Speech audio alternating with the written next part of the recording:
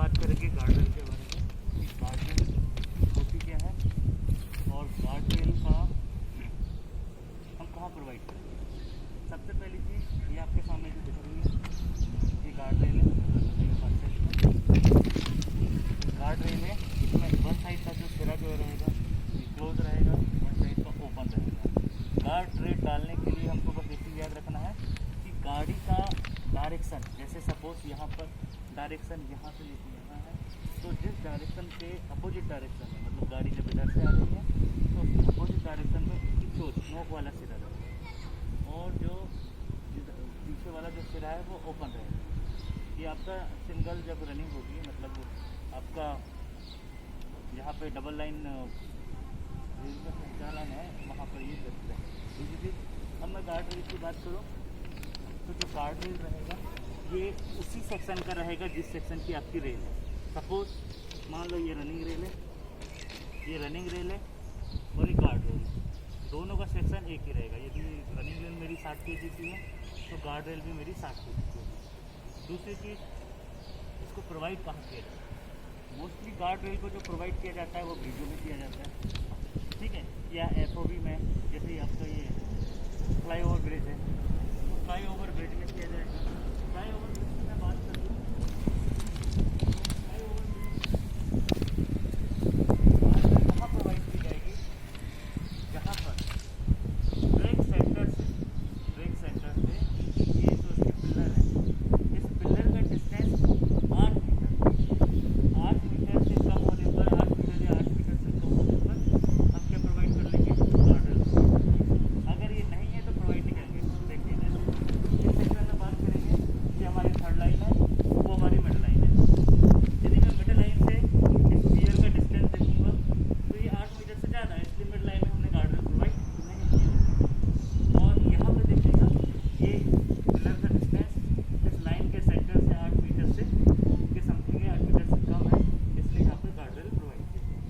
दूसरी चीज़, गार्डरेल जब भी हम प्रोवाइड करेंगे तो जो अबाउटमेंट है, जो पिलर है, सपोज ये पिलर मेरे यहाँ है, देखिए पिलर यहाँ आया तो पिलर से 1.825 मीटर दिस, मतलब पिलर का डिस्टेंस मेरा ये है, तो वहाँ से लेके 1.825 मीटर डिस्टेंस पर इसको हम गार्डरेल पैरेलल आएगी, रनिंग रेल से पैरेलल आएगी। इसके बाद यहाँ से बेंड होगी। ये तो जो बेंडिंग मोमेंट दिख रहा है, थोड़ा देखिए इसको, यहाँ से जो बेंड हुआ है ये 4.875, इसकी जो लेंथ रहती है 4.875, 4.875 इसका जो रहेगा बेंडिंग मोमेंट रहेगा, ये इसका डिस्टेंस रहता है। इस लेंथ को अबाउटमेंट से यहाँ तक जो बिल्कुल पैरेलल लाइन आ रही है इसको L1 से रिप्रेजेंट करते हैं और ये जो बेंडिंग रेल होती है इसको L2 से रिप्रेजेंट करते हैं। दूसरी चीज़, अब इसको हम कैसे करेंगे? रनिंग रेल और गार्डरेल, रनिंग रेल और गार्डरेल के बीच का जो डिस्टेंस होता है 250 एम होता है। रनिंग रेल और गार्डरेल के बीच का distance 250 plus minus 50, 250 plus minus 50, ठीक है। इसकी जो हाइट है, दोनों की जो हाइट, ये आपका 25 mm से ज़्यादा नहीं होना चाहिए, 25 mm से ज़्यादा वेरिएशन इनकी हाइट का नहीं होना।